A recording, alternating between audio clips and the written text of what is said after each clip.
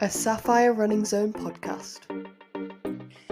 Hi, this is Tim from the Sapphire Running Zone, and this is another in our Runner Stories podcast. And this one is with Riley. So welcome back, Riley. This is episode 3, and Riley's been one of the superstar fundraisers this year for Scoliosis Support and Research, who he's been running for. So welcome, Riley, and give us a 30-second summary of race day.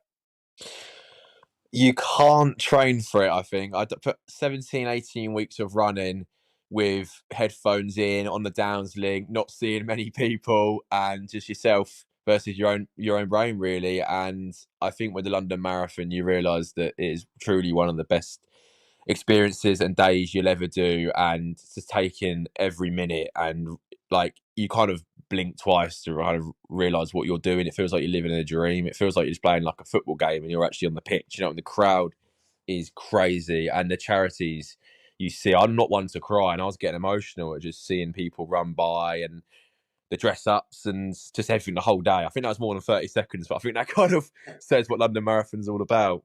Yeah, it's quite hard to summarise it in 30 seconds. That probably wasn't particularly fair. But right, let's just rewind a little bit. Just tell me about your training and just give us a quick summary of the highs and lows of your training program.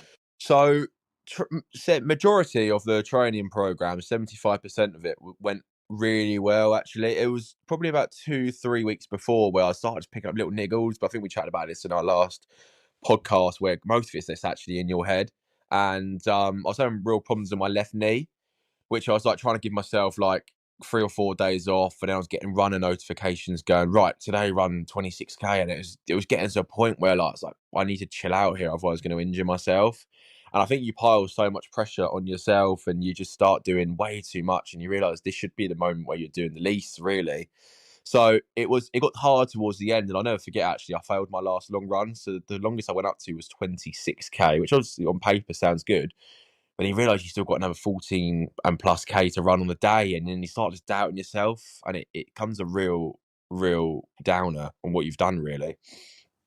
Yeah, it's a tough few weeks, isn't it? And I think one of the challenges you guys had was that, you know, it's done during pretty low temperatures, lots of rain and wind, and 3, 4, 5 degrees, and then all of a sudden you turn up on race day and it's 20 degrees. So your training didn't mirror race conditions at all. Whereas when you're training for something like Berlin or Chicago, you're training all through the summer, nice light nights, whereas you were running the dark loads, and race day conditions in those events can be very similar to what you've trained in. But London's a very, very different beast. Any event really in the spring it's quite challenging.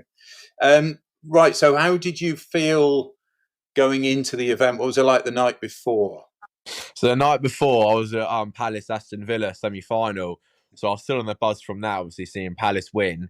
So I got home and I couldn't really sleep for 2 hours. It's more adrenaline from the game, and obviously realising that in the morning you're going to be running the biggest marathon in the world. So the night before actually wasn't great sleep.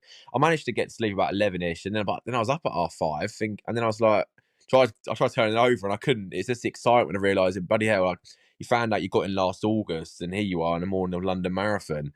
And it was just the buzz. Like, we went to Three Bridges Station, got the train from there, and the amount of colours you see already, and you're not even stepped foot in London, all the charities, everyone running for a cause, and I was getting butterflies before I even stepped foot in the city. So it was going to be quite hard to not get overwhelmed by the occasion.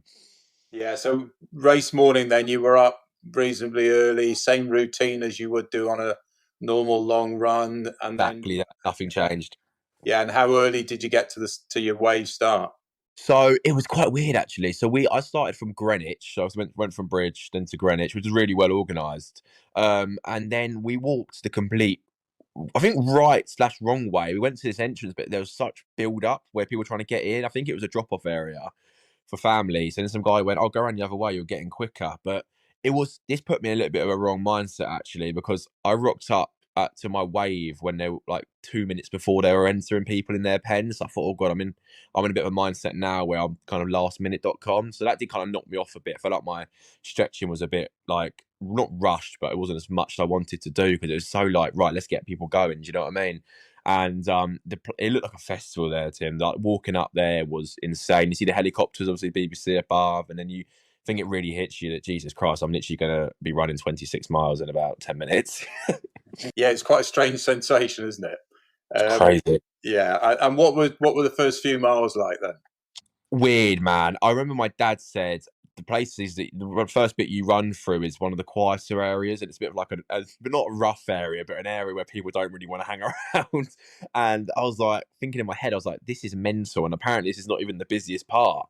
So I got out of that, and then when you actually start heading into London, the crowds really pick up, and then you're like, wow. Like the biggest regret I had actually was I put my name on my vest, on my bib, but my vest covered it, but I was still getting buzz from hearing other people's name. I luckily ran with Lucy for a bit, the scoliosis runner, and I was getting the buzz out of people chanting her name. Even I was like, "Go on, Lucy!" I'm like, "What am I doing? I'm running this. I'm not in the crowd." Do you know what I mean? It's a day where you just, no words can put it into, can do it justice. Really, it's crazy. Cutty Sart was actually first, and that was just wow.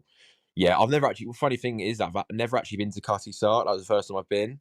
I didn't know what it even was before, so I mentioned it on the route, and I was like, "Wow!" Because it gets bigged up a lot on TikTok videos and all that. And then, see, London Bridge is crazy. It's actually quite demoralising at the same time because I was seeing people collapse on London Bridge, and it's mixed emotions there. But like in the best / worst way possible, you don't really want to look at them collapsing. As much as you want to see if they're all right, you've just got to keep going because it will really put a downer on your race because you're thinking, "God, he's struggling with the heat. I could be next." You know what I mean?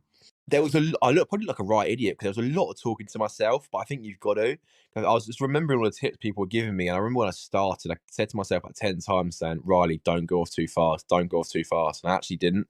Went at a lovely 6:10 pace for about 10k of it, just cruising kind of thing. Ran a little bit with my sister, which was a nice moment.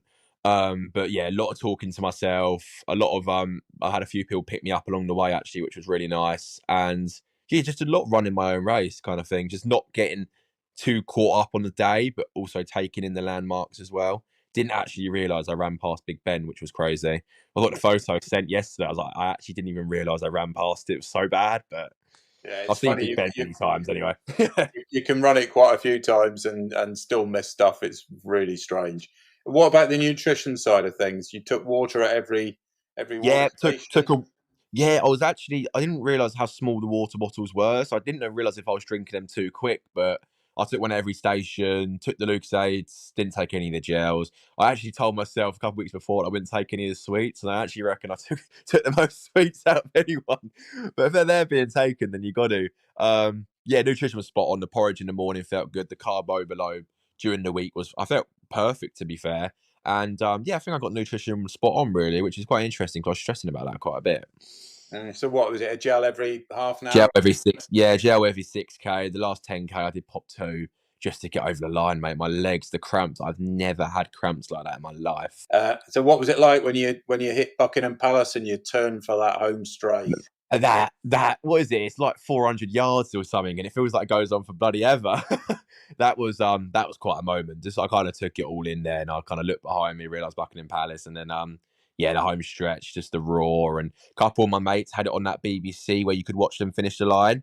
So my phone was going mental when I finished saying, "There he is, go on the boy." So yeah, a moment I'll never forget. I think getting that medal, feel like that was 17 weeks done. Do you know what I mean? That's a training you blood, sweat, and tears, quite literally. 26 miles, which was not a victory lap. It was an absolute slog. That's it done. And you think, Jesus, what's going to be my new personality now? Well, indeed. So we touched last time on running with headphones. What Yeah. did you do on race day? So I brought them, but I did not touch them once. I think quite a bit of it was just couldn't be bothered. I really couldn't. And you're so just concentrated. You don't even think about it really. I didn't really want to run with headphones. There's no point where I'd say I needed them really, Tim. A lot of people say for that tunnel, but they had speakers underneath there.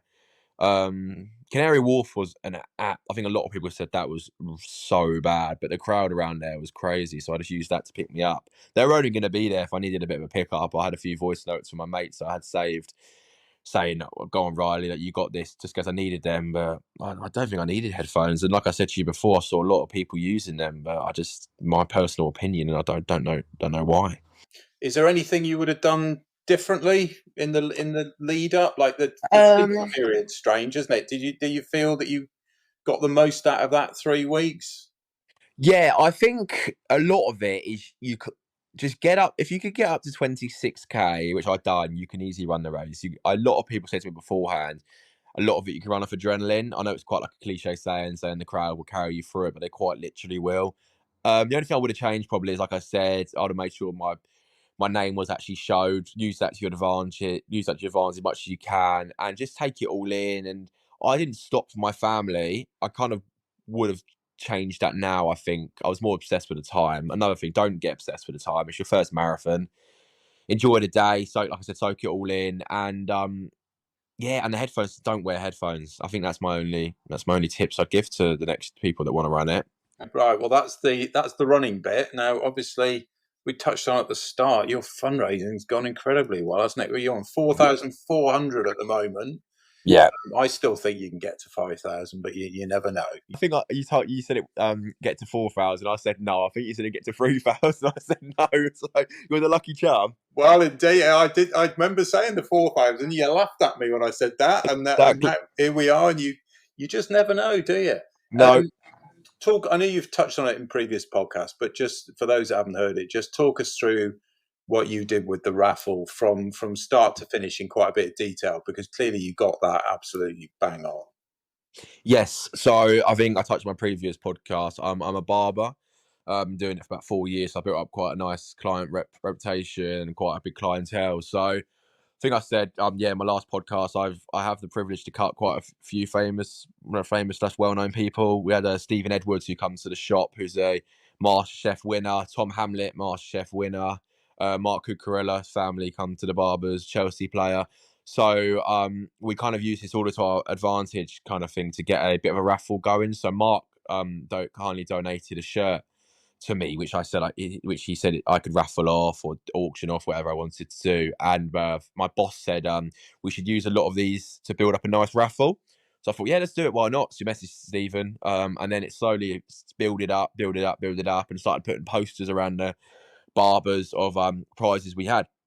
And a lot of people were sitting down on the chair going, oh, well, I'm in this trade. Well, I'm in this trade. I'm in this trade. And it slowly started just building up and up and up. Before you know it, we had a massive portfolio of just different genres, really, of like nails from food to vouchers and just stuff like car service kits, just stuff you need in your everyday life that people don't mind throwing a tenner in for a ticket, knowing it's going to good cause, knowing someone who's running it for a charity close to their heart.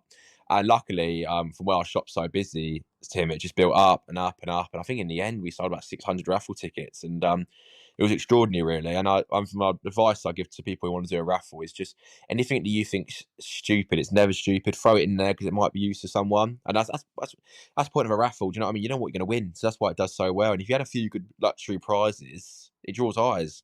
And I think we're at a day and age now where a lot of people won't go off their own back to do something nice for you. There's got to be something in it for them. So this is where a raffle comes in perfectly. Yeah. So how did it work then? So people, I think you had a QR code, didn't you? Yeah, that was it. So I had my Just Giving QR code above it, and then I had a cash pot. So I either went right. So one ticket's $5, we can do 5 for 20. So I said you can either scan the QR code and donate to my page, or you can do cash, which I just obviously pay into the bank and then donate it myself to the Just Giving page. So it was options. There was no excuse people going, well, I haven't got card or I haven't got cash. Where it's like there's both options here, guys. So what excuse now? Then what happened? You had an event with the draw. How did that? Yes, so we had obviously I draw my tickets out, put two into like a bowl kind of thing, and then give them two. And then we did a live stream on Instagram about a month ago now, where I sat in the barbers and my boss spun this wheel of the prize, whichever prize it landed on, I'd then pick a name, and then vice versa. We kind of did it like that. So I didn't want to do it like, right, here are the top 3 prizes. Right, them 3 have got it, and then everyone on the live stream just goes. So you want to make it, keep everyone in kind of in the whole live stream, not just make it right live first. Top 3 prize that have got. I'm no longer interested in this. So, do you live stream that? Yes, yeah, just to show there wasn't any fixing or anything. Just in case my mum came out the drawer or something and it wasn't live stream, people would have gone, well, that was fixed, wasn't it? And then they came and picked their prizes up. Yeah, they came and picked it up, and I think there's 2 left now, which are 2 alcohol bottles. So I'll drop them a message. If not, then I'll give them to whoever the top 2 highest donators were, to say thank you. Yeah. What percentage of your total fundraising do you think came from the raffle? Good question. Now, I think it was on. I want to say it was on 900 when I started the raffle. if I can remember correctly, it was on £900, and now we're on 4,500. And I reckon I've done about 1,000 recently, which wasn't raffles. So yeah, I'm not the best at maths, but about that, yeah. And where do you think the rest came from then? Just talk us through how you targeted other people, how you approached others. So luckily, I'm quite a social lad, so I have a lot of cricket mates, football mates, darts mates, and stuff like that. So I put in a lot of group chats. Obviously, my friends and family were brilliant. They were backing me since day one. Obviously, like I said, in the barbers again, you get people talking about it. I had even a few people saying, "Oh, my niece, my child had scoliosis." Rah, rah, rah. Even had someone message me this morning saying, "Oh, you're such an inspiration. My one of my partners looking to get the operation. Do you mind giving them a ring during the week just to tell them you can still run and stuff like that?" So you're just in a job like that where everyone is so well connected. And like I said, my friends were brilliant with the fundraising and Facebook, getting in contact with family who I haven't seen in years. They're like, "Oh, bloody hell, right, I'd love to support you." My mum putting it up in her shop as well. Obviously family, friends we've known for ages, her clients just throwing tennis, and I'll put that in Riley's pot, just stuff like that, just keep it ticking over. But if you told me I would have done 4,500 when I started this team, I would have called you mental. So yeah. It's pretty impressive. How much do you think your relationship with scoliosis impacted on the amount you've raised? So just for those that haven't listened to the previous podcast, just talk us through what scoliosis and the relationship you've had with scoliosis, and then talk through how important that was for your fundraising. Perfect. So when I was 14, the story was actually, I'll tell it because it's quite an interesting one if anyone's listening to this podcast. I was sat in maths one day, and this girl who I still know now, one of my best mates, she turned around to me and said, "Oh, did you fall over at the weekend?" And I was like, "No, not that I know of." She said, "Oh, you got a massive like round back kind of thing. Thought it was a bruise or something." So obviously I chatted to the teacher. Before I know it, went to the medical suite, and then earlier in that evening, I was diagnosed with scoliosis, which I didn't even know what it was 6-7 hours ago. And it kind of like transformed my life forever. So obviously it's a curve in the spine from where your body's kind of grown too quick, kind of thing, and it can't adapt. And obviously it was massive. I was 14. Obviously being in school, everyone knows that school is a tough place to be now these days with social media, bullying, etc. So I was getting called all sorts of names. Obviously I'm a guy. I've like bands, so I can kind of take anything, but it was hard. So I was getting pulled out of school in like year 10, year 11, kind of thing, missing key parts of education, and having metal rods put in my back at 14, being told I can't have contact sport for 6 months when I was playing football, cricket, any sport under the sun. So obviously it was quite a quite a massive shock to myself and my family, kind of thing. Even my mum turns around to this day and thought I had cancer. Do you know what I mean? Like the lump in your back is petrifying a bit, seeing that in your child.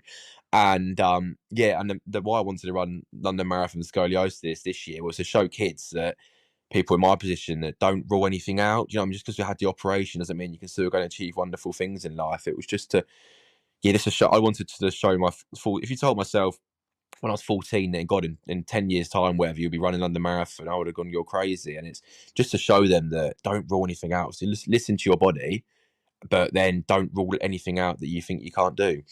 Yeah, you're going to act as an inspiration now to a lot of other runners because of what you've done and what others in the team have done. It just shows, doesn't it, that you can't let that hold you back. And the funny thing about it, Tim, was that I had no problems with my back, not even during the race, not even during the training. It was just all my knees. So it shows you how talented these operations are these days. Yeah, it's quite incredible what they can achieve. I mean, it really is. So what's next for you then in the running world? So I think I'm gonna I'll go on a holiday month today to Turkey. I cannot wait to just have a cocktail in the sun. Really, I kind of cut the booze about a month ago, to be fair. So I had a beer yesterday. Well, funny thing is, they were giving out everything at the end. I had a Lucozade, I had a protein they gave out, and I had a beer. I don't know how I wasn't sick, but it was nice to I had a few beers with my mates last night to celebrate. Next in the running world, yeah, I'd enjoy my holiday. I'd have a month off, and then I might top up with a 5K in between, just get my legs back to it. But I don't know. I'm gonna message Will saying if I can have a place again for next year. But I think you're still on that high now, aren't you? If you ask me again in 2 months, I go absolutely no, I don't want to do it. But I definitely will carry on running. I don't know if it'll be that distance again, but it'd be stupid to do a 17-week training program, get yourself fit as a fiddle, then go, oh, do you know what, marathon's done now? I'm gonna go back to nothing. I learned stuff about myself during this training program like that I never knew. So running changed my life, as cliche as it sounds, but I'm definitely going to carry on with it. It'd be stupid not to. Yeah, it would. I mean, you've got level of fitness now you've probably not had before, and it would be a shame to lose it. And there's a lot of other big marathons out there to tick off, really. I know exactly that. I said to my mum, "You don't want to keep doing London because she's ruined the buzz out of it. Go and do another one. There's loads." Yeah, there's a lot of very exciting opportunities, and what's great about these races, of course, is you just get to run in places you never would be able to do. I mean, running down the middle of Tower Bridge. I know, it's not every day you get to do that, is it? It's mad, really. And there's some, all around the world, there's big cities that get closed down, and you run down these world famous streets that you never will get a chance to do. So I think there's so much out there, great opportunities, and you should make the most of it. Yeah, brilliant. Look, you've been a superstar. I'm sure there's lots more that we're going to hear from you yet. Thank you very much for being part of this program and to inspire others. No, thank you for having me, Tim. I appreciate that. Hi, Will here from Scoliosis Support and Research. If you're looking for a great cause to run for, we'd love to have you on board. Drop me a message at fundraising@ssr.org.uk. We'd love to hear from you. Thanks for listening to this Sapphire Running Zone podcast. Keep checking back as we have lots more podcasts coming soon.